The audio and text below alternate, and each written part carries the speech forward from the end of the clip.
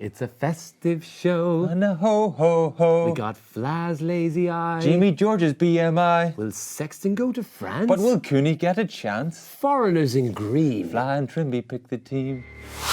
Joe presents Baz and Andrew's House of Rugby, together with Guinness. Hello, and you're very welcome to Baz and Andrew's House of Rugby here on Joe, together with Guinness. A huge win for Leinster on Saturday, which means they have already qualified for the quarterfinals of the Champions Cup. Ulster are not far behind them. Connacht had a huge comeback win against Gloucester on Saturday, and Munster were on the receiving end of one against Saracens. We've got Fla backstage, and he's straining on the leash back there, mad to get on here, talk about rugby. So we'll have him on in a few minutes. We're going to talk about all the Champions Cup action. We'll look ahead to the interprovincial games this weekend. We'll discuss Ireland's Sevens teams competition at the weekend in Cape Town, and also select our best 15 foreign players to play in Ireland that can't qualify for Ireland. Correct. Proper foreigners. But first, Trimby, I had a wonderful weekend. I'm just going to take over. I'm not going to ask you how your weekend went first. Well, I've told you I did nothing. Exactly. So I'm just going to take the reins. We said a few weeks ago when we had Felix on that he might come back and play a gig with Hermitage Green. He came back and played his first gig with us last night after 9 years of an absence. And we did it in the first place we ever played a gig. So it was the Curraghour Bar in Limerick. Was he wanting to play all the old stuff you played then? Yeah, so we had to run through them with them first. And he was more than capable. But we went on and we did 3 without him at the start. And then I called him on and introduced him as a surprise. I just imagine you muting his boron. He's just rolling away. That actually happened at the start. Completely not on purpose, but he was muted for the first couple of songs. Pad the ends of the sticks so you can hear absolutely nothing. He's like, this is great. But when he was coming on, I was hoping, because he showed us his medal upstairs, so he brought the medal. So I was like, please wear that onto the stage. So I was expecting it to be like, when I announced him, almost like a WWE entrance, like Hulk Hogan, when he came back once or twice when he went bad. I was actually Kurt Angle, the gold medalist. Yes, exactly, yeah, and he used to wear it. Yeah. So I was expecting him to come walk, because there's a stairs that leads down. I was expecting him to walk down and just no top on with his medal. I am a real South African. Fight for your rights. Fight for... But he didn't. He came on bashful and humble. But yeah, we had him muted for the first couple of songs, and it sounded great. Did he ever find out? We realised after a couple of songs, and then we turned him on, and he was brilliant. Yeah. Great to have him back. Was he showboating with his medal on stage?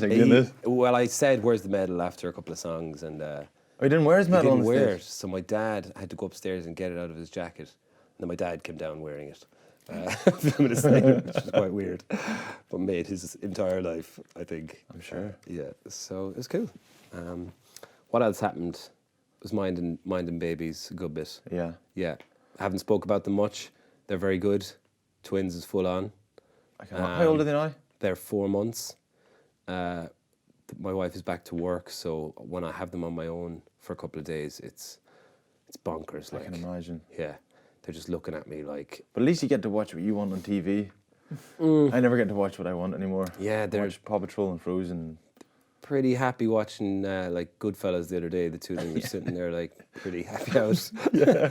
When you're feeding the two of them, it's like I just want one of them to learn how to use the remote control, so he could turn up the TV or turn it down, or else get him to use his own bottle, one or the other. Would you watch a lot of gangster movies with them? I watched The Irishman with them. Because that's all the influence they'll have. They'll be like, hey, come on. Capiche? Yeah. That'd be a bad thing. Yeah. But Mick the baby hadn't pooed in a few days, and my sister-in-law offered to mind them for an hour so I could go to the gym. So I dropped them up, and when I was leaving, I was like, I could feel something inside him rumbling. And I was like, I think he might have done a poo, and she's like, that's fine, I'll clean it up. I didn't tell her that he hadn't pooed in a few days. And then when I left, she called me, and it was like getting a call from an ER room, like an operating table. She had to cut him out of his baby grow because there was so much shit. Is that extreme? No. If one of ours did a turd in his baby grow, that's dead, that's gone. I'm not washing that. She said It's it was dead anyway, Yeah, so it's you may as gone. well cut it up. She cut it out. I wanted to, like, do you know the way if a player gets injured, bad injury, and they have to cut him out of his jersey? If a player turds his jersey. Do you remember though that was quite a thing, and it was like, even though it might be a horrendous memory, you'd still hold on to the jersey because it was a bit of a symbol of like, yeah, I got hurt, I was in battle, but I still have the jersey that I was cut out of.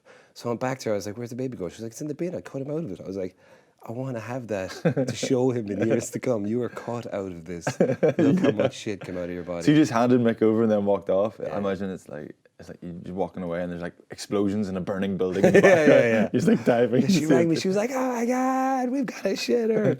But yeah, it's full on. Yeah, it's mental. It doesn't get any less mental. No, it does not. Yeah, No. they get older. Definitely not. If you have more. I was just gonna say I forgot this, but I didn't. Did you buy me a Christmas present this year? Yeah. Where is it? It's that's the thing. So you bought me a Christmas present last year, and I forgot to buy you one. So I gave you a cactus from the Jacks. Cactus. But this year I bought you one. Oh wow. Yeah, so it's just A bum bag. bum bags. Yeah, I know you liked my bum bag. I unzipped it, so I bought you a bum bag. I needed someone to buy me a bum bag. That's perfect because And it matches your yellow jumper. that is brilliant. Thank you so much. No, and your black pants. Yeah. It's perfectly matching your outfit.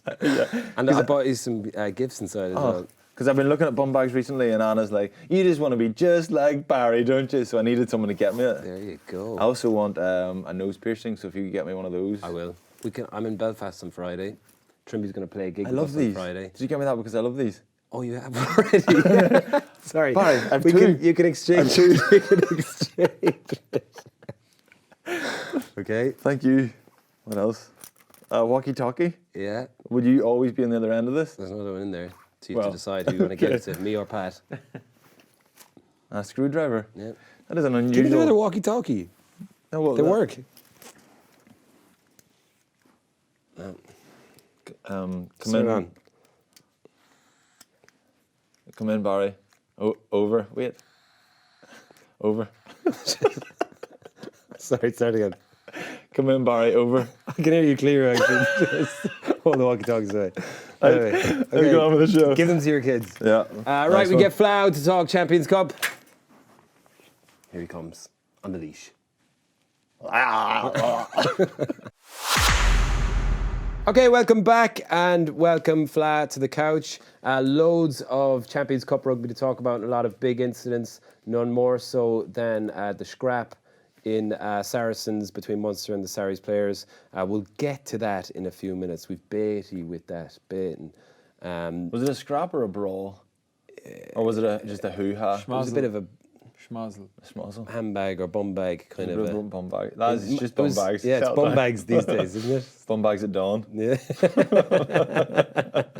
pads. Yeah. Fanny packs. Fanny packs. Welcome back to it. Leinster, we're going to start there because we haven't given them enough. Well, my dad is kind of criticising me over not talking enough about Leinster on the show. I think that's bad enough because he hates Leinster. So we're going to start with Leinster this week. Leinster versus Northampton, a number of changes to the Leinster team this week from last week, which didn't stop them giving an absolute hiding in a cricket score again in the Aviva on Saturday night. Came out 50-21 on top. Leinster got off a remarkable start with two Gary Ringrose tries, pretty much over after Ringrose 6 minutes. was incredible. Got a hat trick, then two from Furlong, one from Kearney, one from Doris. But across the board, all 15 and I suppose 22 and the 5 that were missing from last week have had 5-star performances. It's getting boring. Like the reason we haven't been talking about them is like, it's not like, at least when you're talking about Ulster, you're going, Jesus, Cooney is going well, Coetzee is going really well, McCluskey, you're saying Matt Faddy is coming into it. When you're looking at that Leinster team at the weekend, like they were all outstanding. Like I thought James Tracy hasn't had a huge amount of game time compared to where he was last year. I thought he played really, really solidly. Ringrose is phenomenal. I thought Dave Kearney was very, very sharp. He probably had his best game in Yeah. a couple of years, I'd say. Yeah. Good to see, isn't it? Physical, busy. Dave, we're talking about Dave Conor here, Yeah, yeah. Because I have a lot of time for Dave. I don't think a lot of people appreciate how good he is and how good he does the basics really well. You're right, he's pretty physical as well. I don't think people appreciate that either. But 2014, I was in one wing, he was in the other, and I got to kind of know him quite well. and I think he's always underrated. Yeah. Very Yeah. good in the air. Yeah. And he showed like he'd real wheels when he pulled away as well. He did the big swan dive though, didn't he? He did. For the one that got pulled back. Oh no! Yeah. And he had a long way to think about it coming back. Shit. I thought James Lowe was awesome as well. Caelan Doris, like they're not relying on certain key guys. Like Byrne came in and did a really good job at 10. There's just genuine Henshaw looked competition. back to his best. Yeah.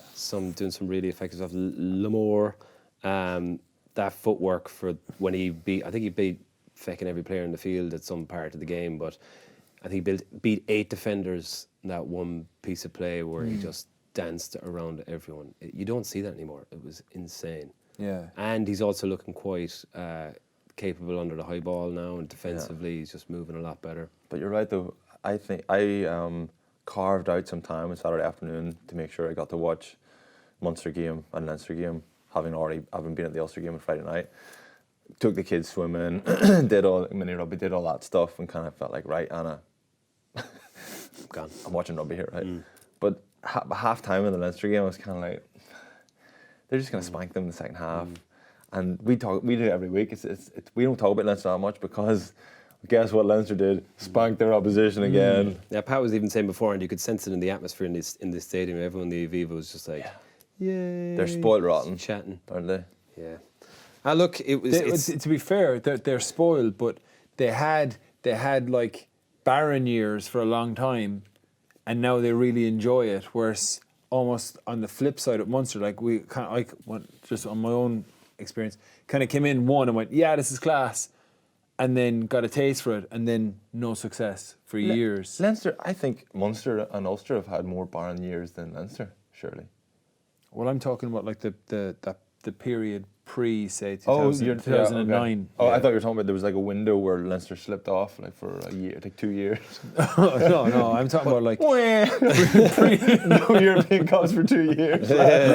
Grow up. I'm on about 2009, But and then from then on, it's just- ruthless. Like, I mean, they came out, won the game in the first 5 minutes, and we talked about teams that potentially don't start as well. Like Munster are maybe slower to start and grow into games. Leinster go out to put away teams in the first 20 minutes, and like they're just relentless. How do you prepare a team for that? I suppose is that it. It's just like go out. Like their defensive line speed is phenomenal. Like I think Munster got really good at doing that a few years ago. Again, they've probably taken the foot off recently in that tactic. It seems like teams will go through trends of doing that. Why is that? I think Munster's D is very good. I think the difference, what stands out with Leinster is that their discipline on top of their defence, in that they can just be patient. Munster probably, if it's what we're both thinking about from a few years ago, it's the line speed. it was very aggressive. But then you're bordering on a little bit on, just being slightly on the edge. Whereas Leinster are far more kind of controlled. They still bring pretty good line speed, but they just make really good decisions at the breakdown. They're either going to contest if they think they can slow the ball down. The minute they've slowed it down, they know they're not getting it. They've bounced back out, and you've got a blue wall there in front of you all the time, or else they just don't contest. And to be fair, a lot of times when they tackle, they're quite clever in the way that they'll get back up and kind of get in your way a little bit. But they're really well coached, and I thought like their attack game was just phenomenal. The handling was so crisp. Watching how people were straightening all the time, and when you've got guys like Lowe, like Kearney, like Larmour, they're to break a game open. When you say they're coached quite well, I've heard a lot recently about how simple the game plan is, and how the coaches like Lancaster and Cullen keep it really simple, and there's no complications, not a huge amount of detail, and then it's hard not to compare that to what we're hearing a lot of at the moment about how Ireland's setup for the World Cup was so complicated. They're the same players. Is it that obvious, or that easy to just say, look, is over, complicating things or too much detail? Is that just taking that, away from players who just want to go out and play a simple game and an effective game? You played under Joe. Oh well, I can talk about the complicated, the more detailed approach, but I didn't realize that was Leinster's approach. I kind of heard that, and maybe one way of explaining it is if you're Leinster and you're week in, week out, then maybe it's really difficult to have that much detail going into every team that you're going to be playing. So it's maybe a little bit more unsustainable. Whereas when you're with Ireland, you've got intense blocks. Maybe you can cope with a little bit more detail then. But obviously, there's two. You could argue both directions. 2018, the detail was incredible and it set the players up, and they were unbelievably well prepared, and they executed. 2019, the detail was overwhelming. So I don't know. I was only involved whenever the detail was working, and it made players feel like they were prepared and ready, and it gave guys confidence to know that right, we've done our prep, we're ready to play here. So I haven't played in an Ireland team that was kind of heavily laden with a lot of detail that was an issue with. It didn't drive performance. Yeah, so I don't know. I don't know, and like all the people who are commenting on it, they haven't been there either, so they haven't experienced both sides of it. Someone like Johnny Sexton, whenever he finishes playing rugby, he'll be able to provide some insight. Rory, maybe in his book, he'll be able to give some insight. Yeah, that'd be very interesting to hear. Oh, go ahead, need a little plug. There's definitely a balance, I think, and I definitely like where coaches can feel like it definitely would have happened to me is that like you do loads of analysis and you try to give it over to the players, but some of it doesn't actually make them perform any better. You're just saddling them with information, and it makes the coach feels like the coach has done a good job, but it doesn't actually. The main thing is to facilitate the performance for the players. So getting a balance between giving them enough detail that will empower them when they're on the field, but when they're on the field that they're just playing the moment in front of them and playing, playing as physically as they can, not trying to overthink things or am I in the right place here, or there's a balance between it.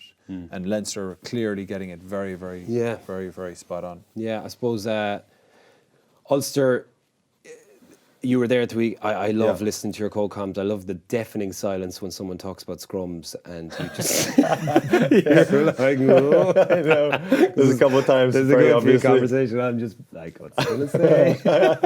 Imagine how unnatural that would be if I start saying he's just slipped his spine and his elbow hit the ground. It's never a good picture to present to the referee. Yeah. I looked at Ben Kay, and Ben Kay was he was kind of second voice or third voice, really, kind of commentator first, co-coms, and then him, and he was kind of preparing a few pieces. You know the way they do, like the arrows and the players zooming in the circle and the alien bringing the player up to the spaceship. The traction beam. He was doing all that, so he was kind of not distracted. That was his. I haven't really been in a co-com team where I thought you'd both kind of be on the same page, but he was kind of preparing a lot of that. So I was kind of on my own a little bit, and there was one or two scrums I turned around, and he was just like shaking his head.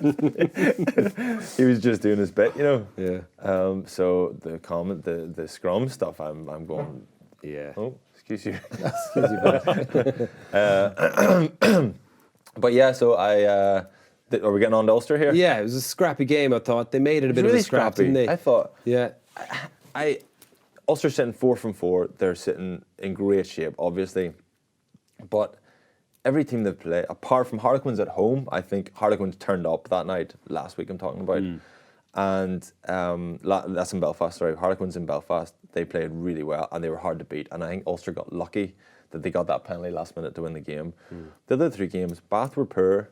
Claremont were very poor in Belfast. And then Harlequins, I thought, were really poor at the weekend. They made a lot of changes, and I think they were disappointed how they performed, and they're out of Europe anyway, so they didn't. Marcus Smith injured? The 10? No, he wasn't.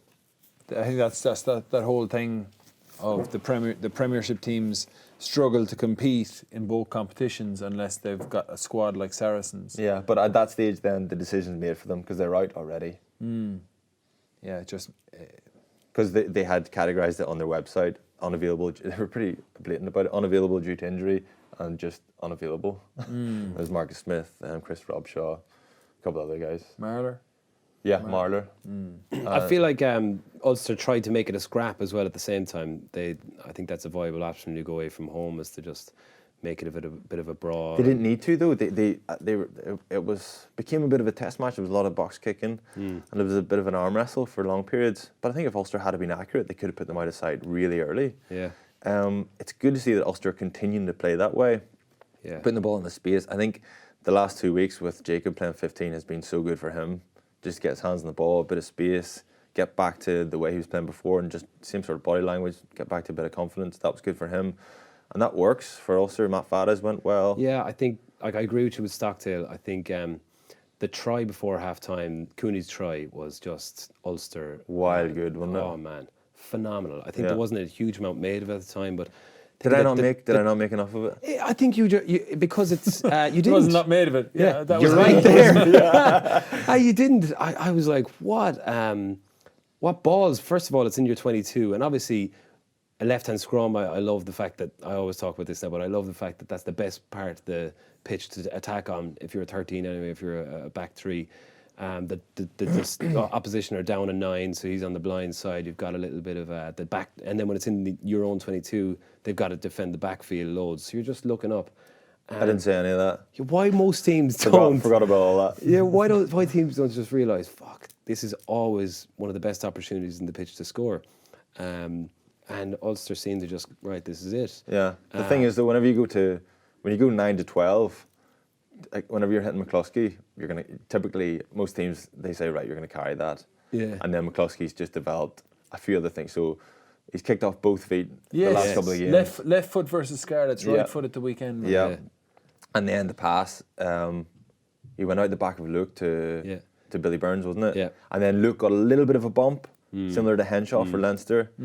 Little bit of just enough for Billy Burns to get not a clean break, but enough to get the ball away. The offload was absolutely sweet. Lovely, wasn't it? Yeah, and then Stockdale, like he did it again for Faddes. Faddes got left behind. You see that? Stockdale, he hits that's the best part of him at 15. When he hits the line at 15, he is at full belt. Yeah. His timing is perfect. And that is, if you're 13, that is impossible to defend when someone's hitting that, or a winger for that matter, because you don't know whether you hit in or what. Yeah. And he's so dead straight. The whole defence is just sitting down and then just offloads to Faddes, and then he had to pull it back for Faddes. Did he? I think he left Faddes behind. Oh well, Faddes is a centre, right? He's not a he's national. played everywhere, hasn't he? Utility, But yeah, anyway. But he he's did the not as same. quick He did as the Jacob. same for Faddes last try. Stockdale again. We got the offload, didn't he, in that one? Yeah, but he hit the ball at 100 miles an hour. Yeah. You know, foot to the floor, and That was a good example. That last try, I think that was a bonus point try, wasn't it? The Faddes got. Really simple stuff, but what made that successful was how crisp and how slick the passing was. And I think that wasn't really what Ulster were like most of the night. Yeah. The passing was a little bit cumbersome, just like sticking guys a little bit, and then 1 or 2 drop balls as well. And just whenever Ulster are accurate, they punish teams, but they're just nowhere near accurate enough. why is that? I don't know. Is it a confidence thing, or? I don't know, but I'm glad to see that they're continuing to get into positions to threaten teams. Yeah. I think they're very close. And I was worried about them going over there at the weekend because they won the first game by a point, won the third game by a point, round 2 they won that, Claremont by 6 points, you know what I mean? Not much in it. So that could go either way. Either they could cut loose and hammer a team, which they kind of did, or they can be kind of like, right, well, we're good at winning games, but if it's always in the balance, if you keep rolling the dice, then you'll get chinned eventually. That's what I was worried about. So they did kick on, but even though it was a bonus point, it was an easy win. Yeah. They still can get better. So I don't know. I don't know whether I'm concerned about them or I'm excited to see where they go. It just looks like they're a bit of a machine. Like, I mean, Cooney again, probably the best player in the country at the moment. Winning loves games. it. But I love when they got the bonus point and then he was just straight off the pitch. Yeah. And he's done. I mean, he's got to be starting for Ireland now. I mean, Conor is obviously one of the best players in the world. He's not playing poorly, but when someone is playing that well, and like he's getting every bounce of the ball, even for his second try, where whatever happened at that rock, and it Just just bobble off a foot, wasn't it? You know, I got carried away in that. he thought it was a jib. you thought he put it in Yeah, I behind. thought it was like Finn Russell. They Yeah. just picked it up and put it through quickly. But he's getting all those bounces of the ball, which just again tells me like that someone's just so sharp at the moment that he's getting. I all think those. he's a guy who thrives whenever people are talking about him. There's high expectation, and a lot of what Ulster do kind of revolves around him. He's the centre of everything. Then he grows and he just show. It looks more confident, looks more capable. He was very impressive, I must say. And then I'd be interested to see, though, if we get to Six Nations, hypothetically, a long time away, but if we get to Six Nations and Farrell doesn't pick him, could that knock his confidence? Because at the minute, he's just getting boosted. Man of the match, plays next week. He's looks confident. His body language is great. And that continues. But if he has a setback at any stage, could he be? Doesn't look like a guy will ever suffer from his confidence, does he? Jeez, I don't know. I can understand he'd get a knockback, but he knows he's playing well. Yeah. You don't need to get picked by the national coach to know that you're playing well. He's playing outstandingly I know, well. but I think the reason why he's playing well at the minute is because I don't know, I'm speculating here, but he's probably pretty excited with the change of scenery with Ireland, change of coach, new opportunity. He's probably thinking, this is great, I'm in great shape. And if he doesn't get picked, then will they go, right, well, that's the same old story again. Well, isn't that a very negative way to look at it? I hope he does. Well, no, I hope he does, but at the What same if he time, doesn't get picked? He's playing amazingly. If he doesn't get picked, he might get a bit down. it's because it's Conor Murray, though. Yeah. If it's anybody else, you're going, he's definitely in there, but Cooney is playing out of think- his skin at the minute, but it's still Conor Murray. Yeah, I think he's going to be in the match day squad. He's going to get a run. I'd be surprised if he didn't start, to be honest. A lot of rugby to be played between now and then. Yeah, there is. Yeah. Pragmatically, if I was picking it in the morning, I'd still pick Conor Murray and put Cooney on the bench. Would you? Yeah. And bring okay. Cooney on, and if Cooney's delivering, What then would you say to Cooney? Oh, I'd say- Jerry, why have you not picked me for this hypothetical Six Nations at Christmas? I have picked you. But I want to start. Why have you not picked me over being the best? Have you read any of the newspapers? Have you listened to Andrew Trimble talking about it? Yeah. No, I think that's. But look, like you said, there's still a good bit to go, and I wouldn't write Murray off. No, and not. Sorry, like Stop writing Murray off. I wouldn't shit one all of over the best Murray like you players in just the did world. there. No. I think it's going to be better for Ireland if players given opportunity. There's a good bit of competition there. I think Farrell has got to roll the dice with a number of players. The Six Nations. I'd love to see just different opportunities being given to different players.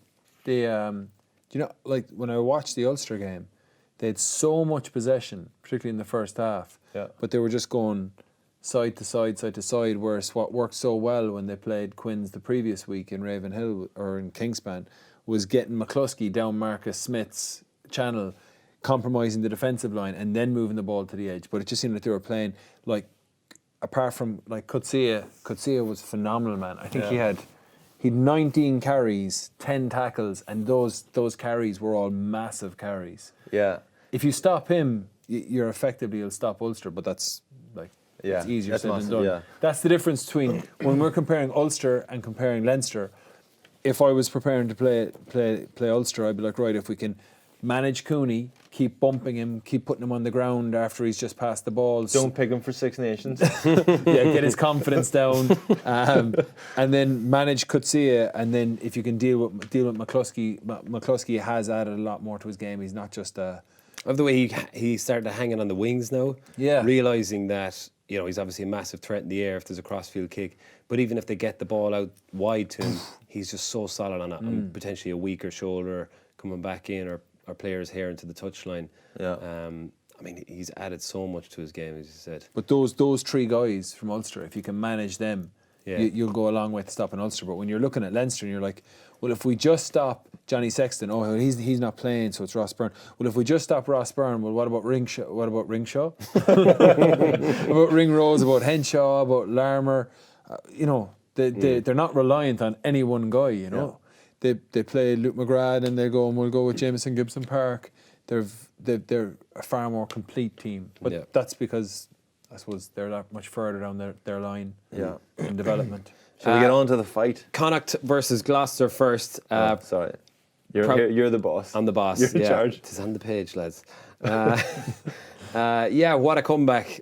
4 minutes to go, 24-13 down, was it? And then 2 tries in 4 minutes. We played a gig in Galway on Saturday night. There was a lot of drunk Connacht fans there just shouting about how amazing they were. But it was. Would you take Kopi back? When Kopi wants to be, he can be phenomenal. He had a big impact again when he came on. I think it's just a case of when there's competition there, and if like Robin on his day can be as good as anyone, but when he's not as fully tuned in, other guys who are maybe not as talented as him, but are hungrier, will get in ahead of him consistently. Yeah. And then he an injury or something like that, and if he feels up, if he's on it on the day, he's phenomenal. So it's just consistency is what Robin needs to bring to his game. But he had a huge impact again at the weekend.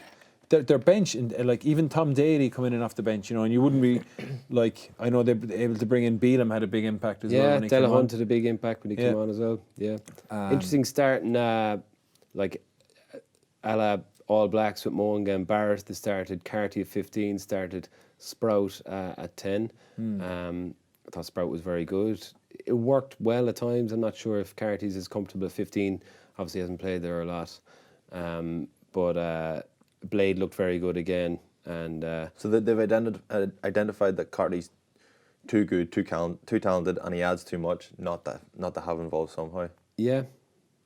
Looks like Whether it. it be maybe they think maybe tens. Sprout kicked pragmatically as well. He had he just turning Gloucester times. Gloucester were poor, man, in terms of like even their, I think they changed up their team quite a lot. But to be fair, Connacht made changes as well, and that's probably where they got stronger as the game went on. Connacht, there was some opportunist tries. Gloucester got their hands free a lot in tackles, just a lot of offloads, and that cut Connacht quite a bit. But yeah, Ludlow try was class actually. Flicks out the back and but I thought there was just Connacht just need a little bit like the likes of Jared Butler and Fainga are quality players, really really good. They just need a little bit more grunt. They need some more momentum bringers in their team, because once they compromise the opposition D, their handling is really good. They get into their shape really well, but shape is only good, you know what I mean, if you get it on the move and the opposition defence isn't set. So you just need a mutant.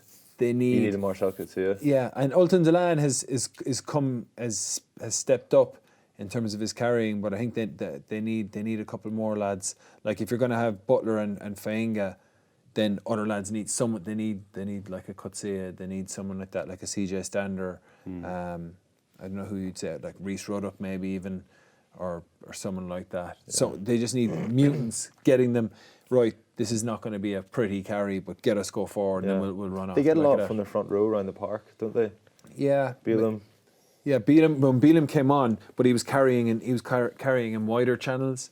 They just need those dirty carries. They just need a few more lads fronting up for those. That used to be when they had that one-off season, that when they won the league. That wasn't a one-off season. That was just an ordinary season. It's just that you're saying, what you're inferring is that season when they were good, that one-off season. Yeah, they were a lot better that season than they usually are. Well, they won the league, yeah. So. To be fair, but it was always their front row. What do you call the loose head? It was McCartney, Buckley, McCartney, and Finlay. The three of them were unbelievably good that year. Heffernan is is a good ball carrier, but I think he's a converted back row. He's a slightly more for a wider channel carry, in that he's got good evasion, good footwork, but like he's not got the mass to just carry into like slow, heavy traffic. But yeah, I agree with you. You need to be getting that out of your tight five all the time. Like if you look at the impact that Mako Vunipola had for Saracens, it was just phenomenal. He was on a different level. But that's why offloading and Beelum. Have you ever seen the video Beelum made pretend to be a wrestler? You ever seen this? I've heard about this, man. Yeah. They showed it to us in the South Africa tour 2016. It was hilarious. We'll try and get it. What does he do? Well, he makes up a character. He's got his own entrance music and all, and he's like trash talking. It's hilarious. I don't remember enough about it to get into it. Okay. But we'll get a hold of it. Get a hold of it.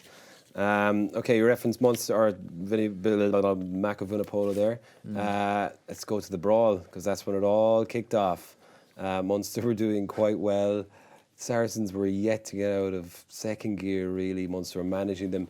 Probably disappointed not to have scored around that 24-25 minute mark, where they had quite a large stint on the Saracens line. Yeah, a large stint on the line. But defensively were excellent, and JJ was kicking well. Did miss one kick, which is disappointing. But then step up the Munster medic to Saracens' best player. to piss off Jamie George by probably calling him fat. Did I hear that? Or referencing his weight. Well, Pat Sanderson told Teals. Alex. Or Alex. Did he? Yeah, because BT went to him and he was like, I think they told Tails. the Munster dog called one of our guys fat. He called me fat. But I mean, obesity is a big health issue at the minute. It's one of the biggest health issues of our time. Surely a medical professional should be the one person in a good position to be able to highlight that. So he was just to a helping patient. him. He was just helping him out. Yeah. I think he said, your BMI is over 30. Yeah, he wasn't happy, and it gave Saracens that kick up the hole that got them to the next gear. It was like, I think you're putting things together. Like Saracens owned the ball for the first quarter completely. They could have scored there. What I'm trying to do is detach the brawl from that's where Munster lost the game. I think they did grow into the game. But it coincided. Saracens, the brawl coincided with the time when Saracens kicked on. But that's when Saracens generally start to break teams down, because Saracens, you can tackle Mako Vunipola and then Billy Vunipola, then you're tackling George Cruz, then you're tackling Vincent Koch, then you're tackling Jamie George. It takes it's cumulative, man. You know what I mean? Yeah, and like we've talked about it last year and years gone by, it's Saracens winning every collision, and that's what wins the game. Munster, that wasn't happening for the first 60 minutes.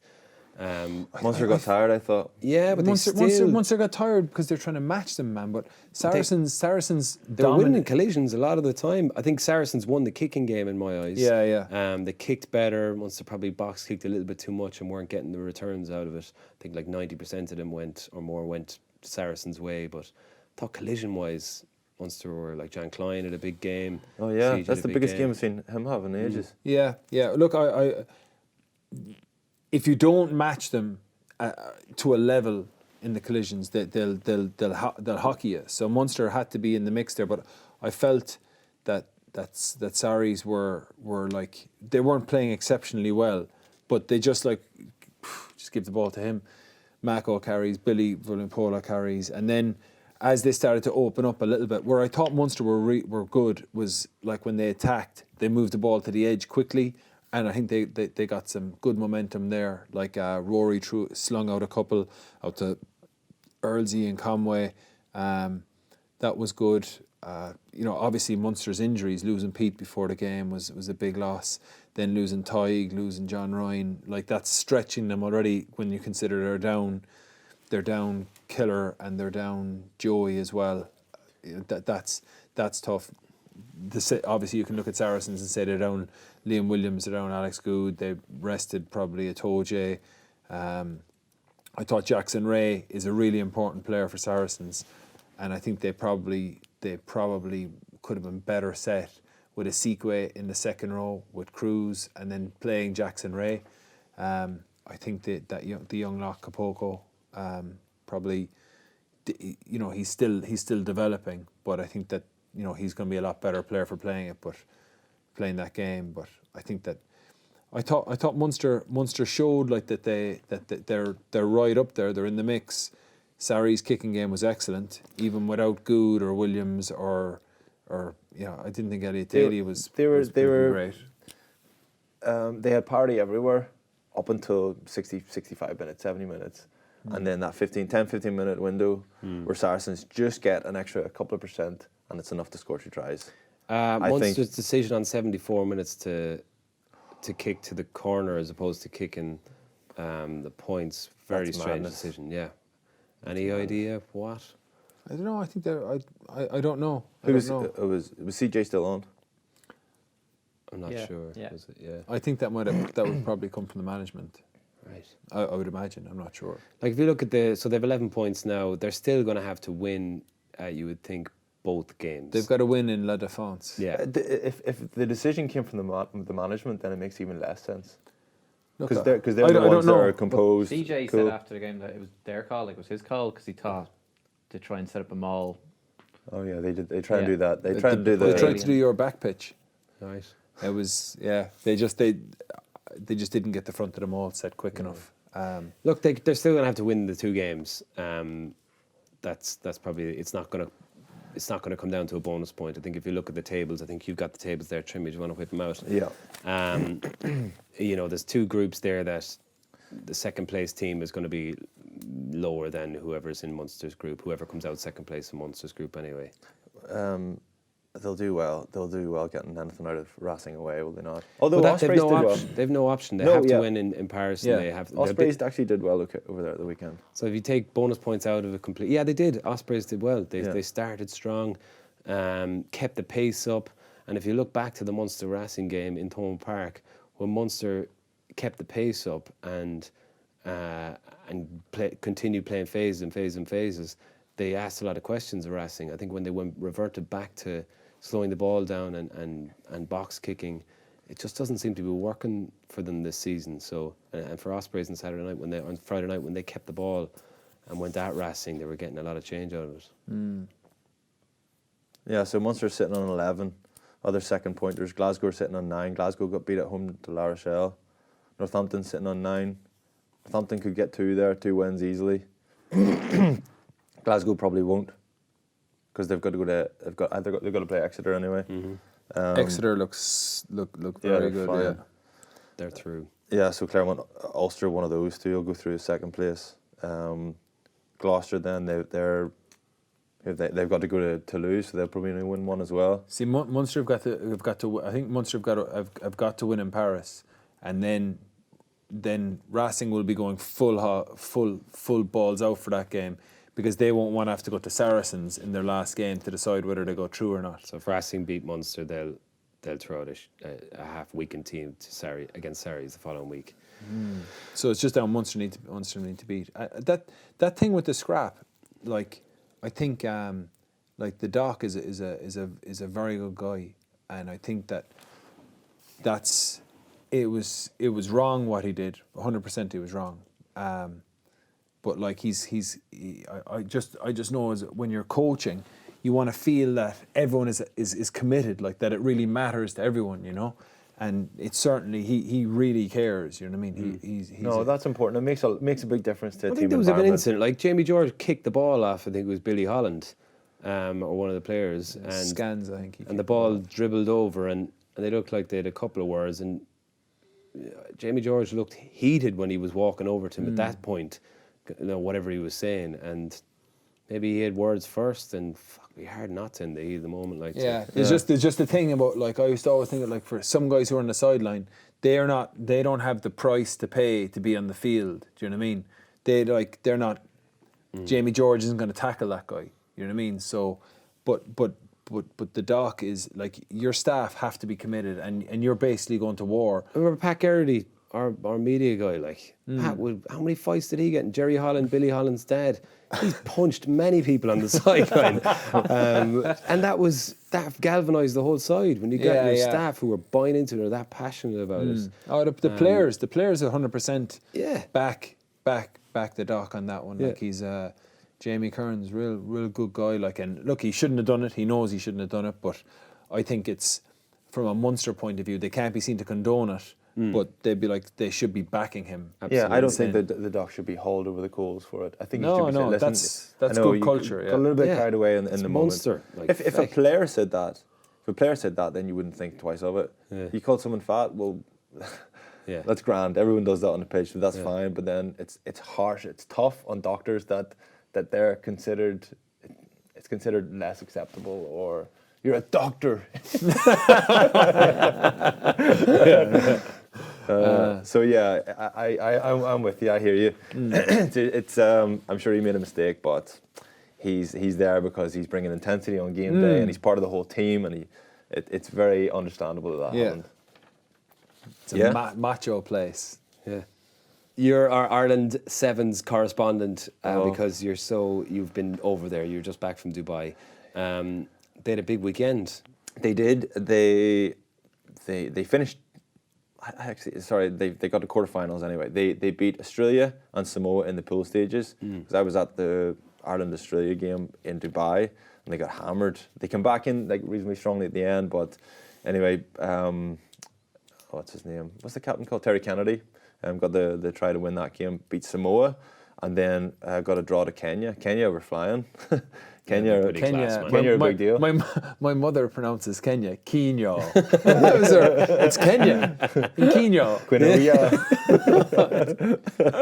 So Kenya are class though. Kenya are class. Yeah. Kenya. Yeah. They got a draw to Kenya. They went through as top of the pool. Kenya. Quinoa. No, that's quinoa.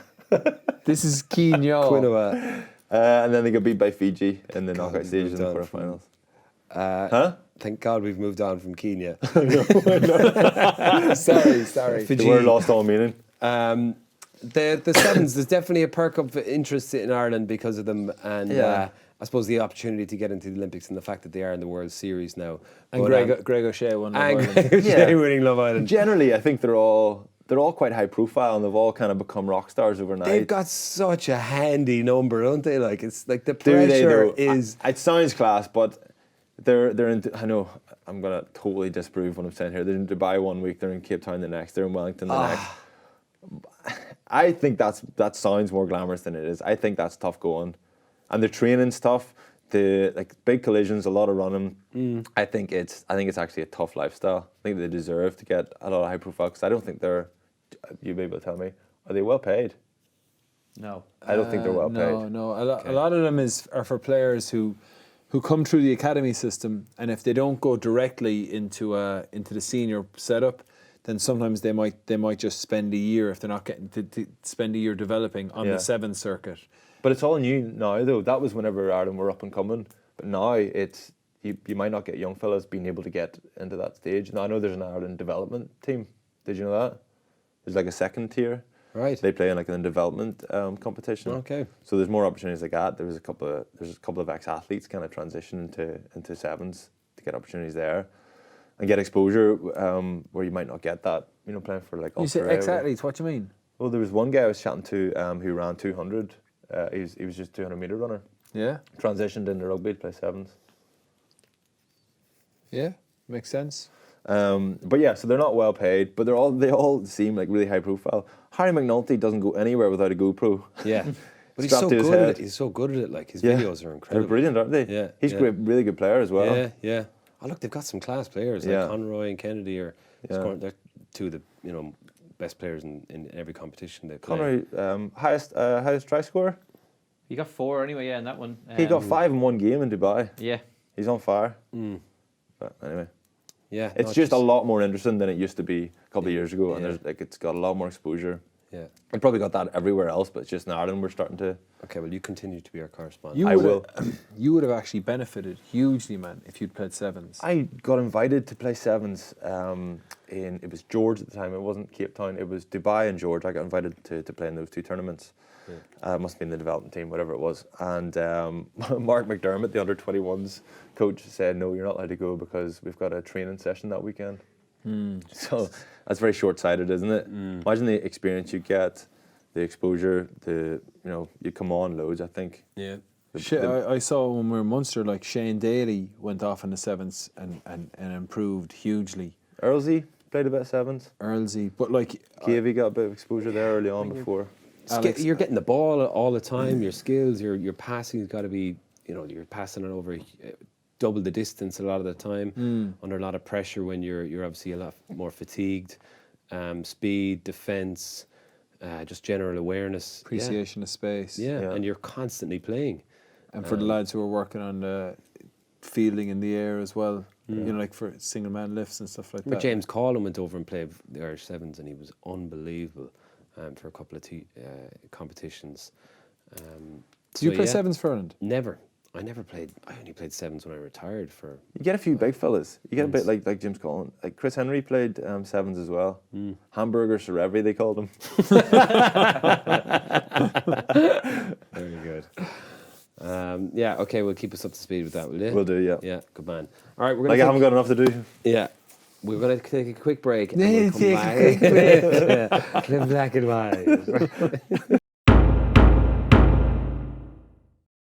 Okay, welcome back, and it's time for Black and White. We've been having a little bit of fun over the last few weeks, selecting our best 15 teams and reliving some old stories. And this week our topic is pick your best 15 foreign players to play in Ireland. Now, before we do that, there is one player that has been linked to play as a foreigner outside of Ireland, and that is Johnny Sexton. Well tied in. Has Lovely been- conjured. Johnny Sexton has been linked with Lyon over the last couple of days. Midi Olympic have reported that potentially Johnny Sexton moving in next summer on a 3-year deal. What are your thoughts on that? Is this just rumours been thrown out there to A boost 3-year deal. yeah. What age is Johnny Sexton now? Is he 34? He's 34 in a couple of months. So he'll be 34 to 37. Still more than capable of playing that length of time, you'd imagine. And over there, maybe not playing as on the line as much, stepping off. I think is this just rumours put out there to improve someone's contract, or do you think that's a viable option?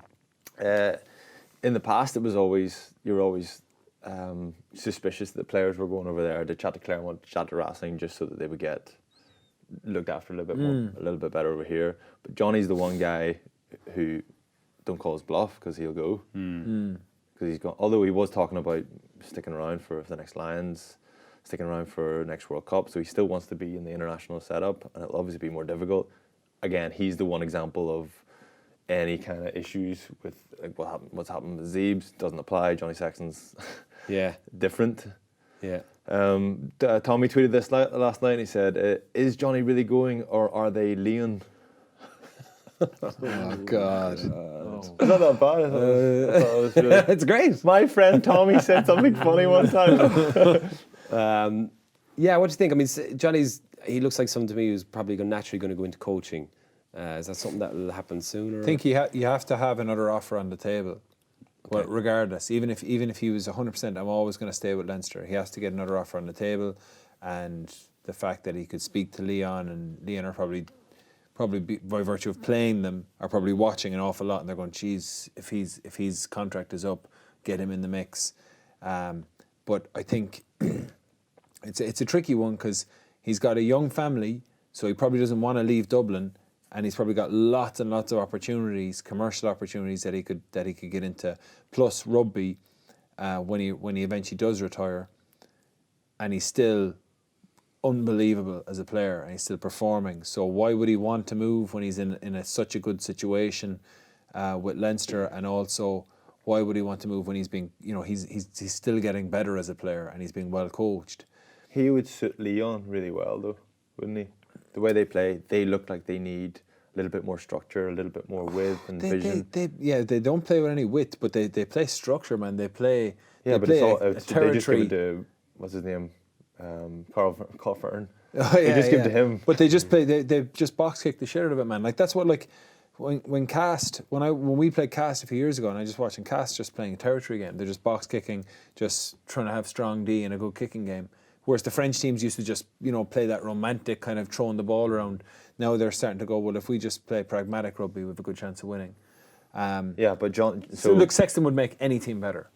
But if you're Leinster, you're looking at, keeping him there for as long as possible as a player, but then transitioning him into a coach, I presume. Yeah, there's the thing though, man, is there like... If you look at it, like when you've got guys like O'Connell and O'Gara who go abroad, they start earning their stripes abroad, making their mistakes, coaching abroad, all the while, getting ready to take those plums to market. They then come back. They come back then, and they're ready to have a go at Munster or Leinster or whatever. Whereas if Johnny comes in now, this is like the conversation I was having with Rory. If Johnny comes, say he plays another 2 years and he retires when he's 36. Is he going to go in then? What's he going to be responsible for? He's going to be coaching players that he's been playing with. Now, I think it's not going to be a huge change relationship-wise as it would be for some other guys, because he's basically almost like, he's like a coach there already.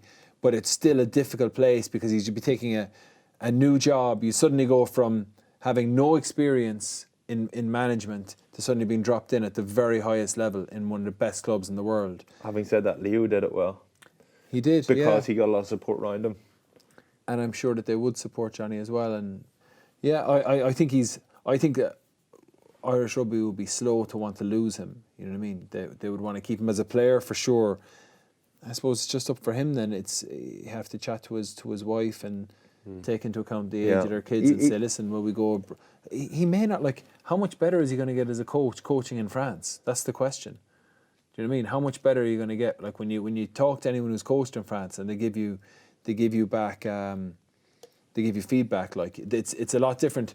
You know, having a fairly strong philosophy and learning a good workflow as a coach from mentors, and then having to learn it from scratch. And if you're learning it from scratch and it's not a good environment, then it's going to be a tough start. Yeah, well, he if, as I said, anybody else who did that, who just had two offers, they'd be using it to bump up one. Johnny, you need to take this seriously in the IRF. Probably need a front up, I think, because he will.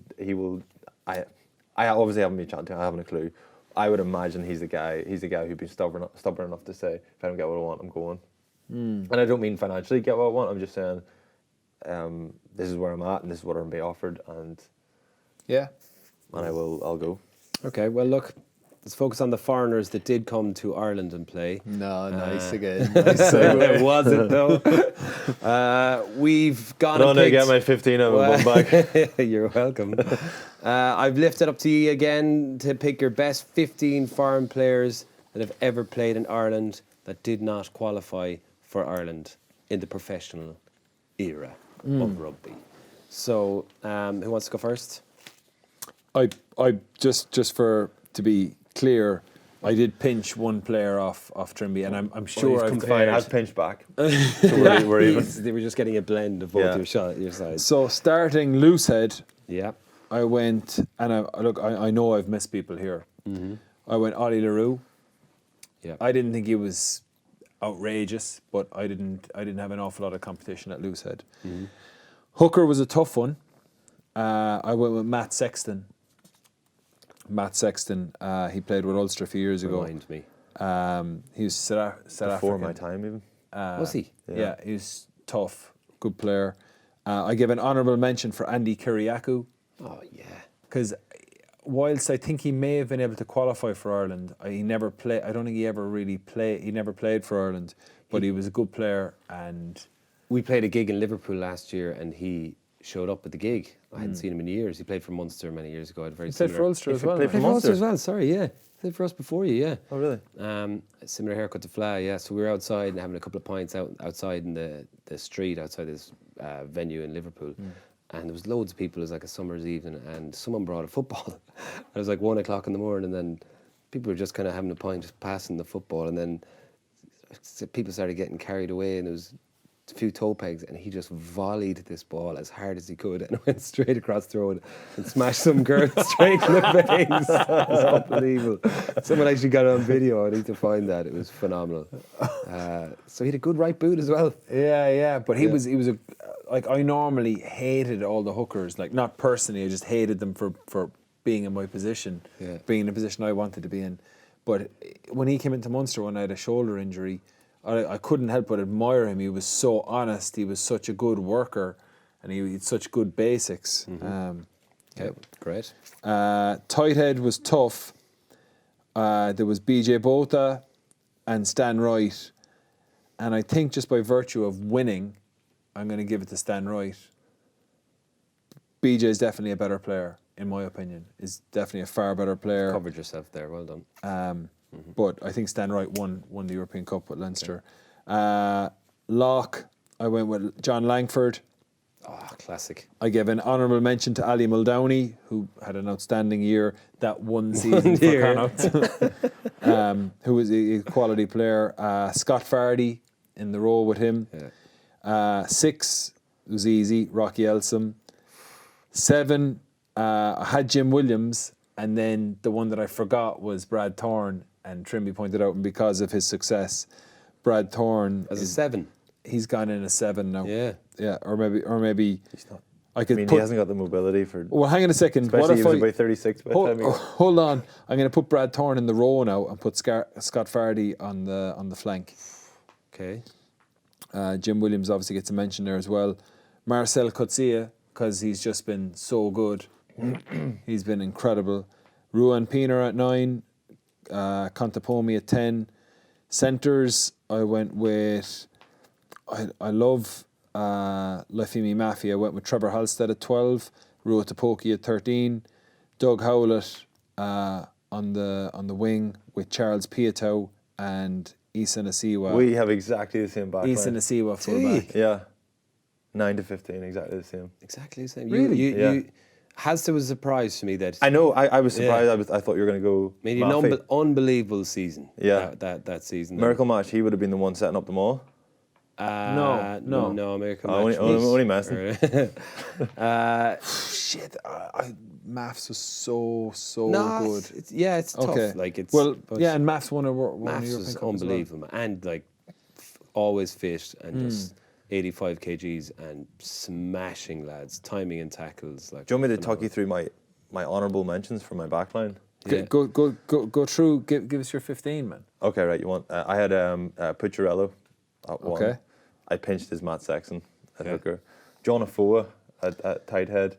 I definitely think I've got you there. I know he's Yeah. probably No, the most talented of all those players Yeah. of the tight heads, but Stan Wright's won a World Cup. Or he's Stan Wright. Afoa's won a World Cup. No, sorry, Stan Wright's won the European Cup. Okay, Afoa's won a World Cup. Yeah, so BJ's won the World Cup. Yeah, but You didn't pick him. yeah, I know, that's what I'm saying. I'm saying the No, foreigners. fine, okay. It doesn't matter. When the foreigners came to Ireland, what did they do? When the foreigners came to Ireland, what did they do? 800 years. They took our jobs! Fuck's sake. How did it turn into this? I've This got is like Luke Fitzgerald now. Like people are like, oh, Jerry Flannery hates foreigners. I'm like, no, we're actually picking our favourite foreign 15. I've got Justin Harrison in the second row. He I- shored up our line out. Granted, Shored up your line out. shored up our line out. You said shored. He shored up our line out. He shored up our line out, but he carried like a wet piece of paper. He was dreadful in the collision. He was dreadfully unhappy looking. I hated him. Everybody hated him, apart from us, obviously. I wasn't gonna say I it, but- learned. We think that as well. Oh. That's honestly one of the reasons why we valued him so much, especially other Irish provinces. I used to They spend hated time him. learning shit about him, man.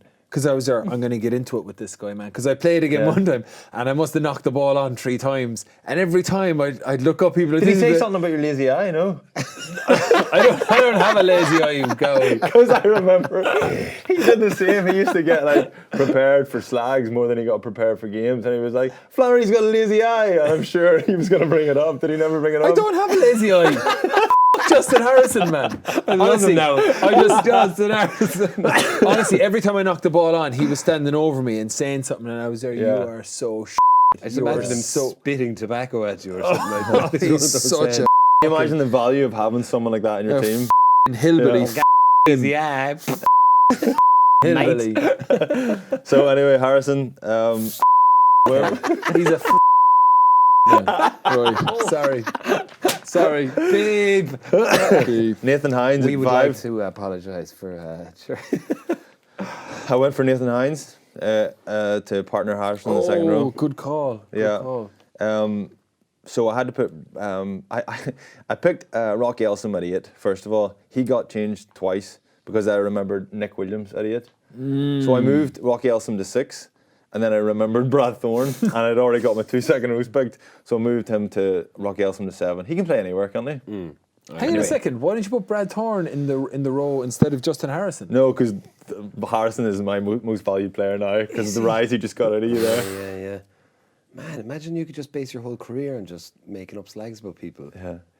Harrison used to get into rows in every tunnel at halftime or after the game. Yeah. He would find their second row or someone who he thought was a little bit volatile, and he would just start abusing them. Honestly, like 3 or 4 weeks in a row, there was a row in the tunnel at halftime. Wow. And it was Bob Casey was another one he had to go at. What did they say about him? Oh, get your finger out, Casey. That was it. That's all it needed to be. And what do you call Trevor Brennan? It was Harrison and him were going at each other. Wow, that combo. And then Brennan. That's when Brennan went into the stand in Toulouse and then battered that Ulster supporter. Oh, the Ulster supporter who said That was that game. What were you shouting at him, Ulster supporter? I was saying your beer is poor. I was there. Not your mum is a her. No, I was shouting your beer is poor. I was there. That guy deserved a box, man, for shouting that shit at him. Yeah, I agree. Actually, That was that game. that was that game. Harrison, I remember seeing the whole thing. What other shit has Justin Harrison done, man? He's caused a lot of problems, man. all the time. But again, we loved him. But people like you and your Lizzie, I hated him. If anyone in this listening to this show has been affected by Justin Harrison, he's called the Samaritans. So I'll get into it's obviously the same backline. So honourable mentions in the backline. Christian Lillifano, excellent addition for us. Paul Steinmetz mightn't have been appreciated outside of Ulster as much. Sam Tutupo, Mafi, Casey Laloila, Yes. and Token Connacht, Muliaina. Muliaina was one of my favourite players ever. I don't think he delivered for Connacht. I agree. I don't think he delivered, but he was one of my favourite players. I don't think I ever met him either. And Christian Cullen. Yeah. Everybody forgets Christian Cullen signed for Yeah, Munster. yeah. Again, he probably wasn't great. He was injured a lot, wasn't he? Yeah. And plus, remember Alan Gaffney was like, they're like, yeah, Christian Cullen's not playing great. And they're like, Alan Gaffney was like, no, he's playing amazing. The rest of them can't read his lines. He literally was saying it like, he's like, oh, look at that line. Colley's running. Oh, look at these other idiots. Is it like the 14 other clowns? Yeah, I was a clown back then. I definitely was, though. But I remember playing like the first game with Christian Cullen. Like, this is the greatest rugby player that has ever lived, and I'm playing alongside him. But I thought you were going to say, and he was a big disappointment. he was kind of done at that stage, wasn't he? He was a great fella, but Remember the his shoulder injuries, strappings his he used to have, shoulders man? were fucked. Yeah. They used to like, there was like about $3,000 worth of tape on his shoulders. Like I was the same thing. I remember like when he was at training, I'd be like this, looking across it. Oh my God, it's Christmas Cullen. It's Christian Cullen. Reading his book right now. He'd be like, oh, I just need to sign. He'd be like trying to get him to sign things. You could just like, oh, I got his autograph. It was was from my end. He was really for me. Yeah, he was so quiet. He'd be like trying to get in the drill groups that he's in, so you could try and tackle him, or he'd tackle you. You'd be like, oh man, it's tackled by Christian Cullen. Yeah, it was amazing, man. Great mention. Okay, that's good. Do I have to pick a winner? Yeah. I can't remember. They're just a blend of the two. Hang on a second. Rugby wins. He's got today. that. He's got Justin Harrison in the role. Okay, man. good call. Lazy eye. You win. Trimby gets one for the lazy eye. That trumps everything. Congratulations, Trimby. You get a pint of Guinness to put in your bum bag. Thanks. You did well. All right. The backline was good. That's it. All right, thanks everybody for listening, and thank you for watching on YouTube. Hello, thanks also to anyone that's on our Facebook page and for leaving your comments, and also on Twitter. We've got a special Christmas show for all of you that will be up next Sunday, 22nd of December, and we're handing out our end of year awards again, and we'll have also our best bits from the last year. To Pat, Fiona, Paul, Anthony, and a big thank you to the two boys, and for everyone that made the show possible. This has been Baz and Andrew's House of Rugby here on Joe, together with Guinness. Party on. Party on. Party on.